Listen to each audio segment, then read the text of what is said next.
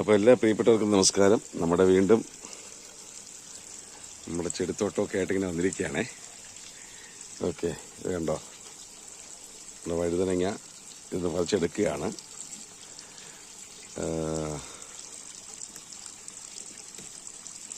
Okay, വഴുതന എടുത്തു.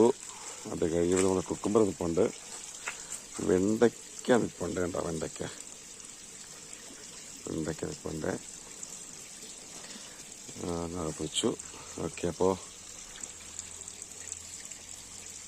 ഇത് കുറച്ച് ചീരയൊക്കെ നിൽപ്പുണ്ട്. ചീരയെല്ലാം പിടിത് മാറ്റി. കുക്കുംബർ ഇത് ചെറിയ മുള്ളിൻ്റെ ഒരു ഫീലുണ്ട്. മുള്ളു ഇതുപോലെ ഇരിക്കുക. അതിനി നന്നായിട്ടത് മുറ്റാത്തതുകൊണ്ടാണോ എന്നറിയത്തില്ല. ഒരെണ്ണം നിന്ന്, പക്ഷെ അത് പഴുത്തുപോയി. ഇത് ഇപ്പോൾ കുക്കുംബർ രണ്ടും എടുക്കുകയാണേ. രണ്ടും എടുത്തു.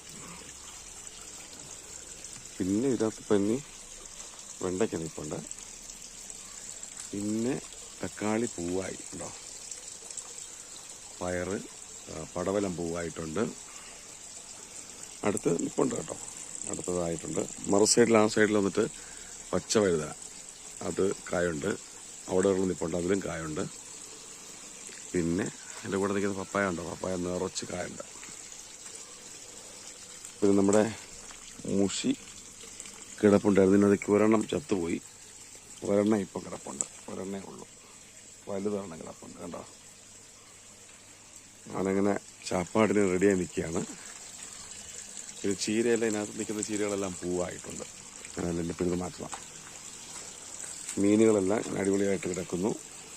നല്ല അത്യാവശ്യം നല്ല സൈസായിട്ടുണ്ട് കണ്ടോ. വാളയും സിലോപ്പിയും അങ്ങനെയുള്ള സൈസുകളെല്ലാം ഉണ്ട്. മോട്ടർ ഇട്ടിരിക്കുകയാണേ. വെള്ളം ഇങ്ങനെ നേരത്തോട്ട് വന്ന് വീണുകൊണ്ടിരിക്കുന്നു. ഓക്കെ, അപ്പോൾ നമ്മുടെ ചെറിയൊരു കൃഷി കൊണ്ട് ഇത്രയും സാധനങ്ങൾ നേടിയിട്ടുണ്ട് കേട്ടോ. മാത്രമല്ല, ഇതിപ്പോൾ എടുത്തതാണേ. ഓക്കെ, വഴുതനങ്ങ, വെണ്ടയ്ക്ക, കുക്കുംബർ, പിന്നെ കോവയ്ക്ക നിൽപ്പുണ്ട്.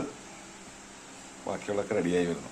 ഓക്കെ, അപ്പോൾ വീണ്ടും നമുക്ക് മറ്റൊരു വീഡിയോ ആയിട്ട് കാണാം. Bye bye.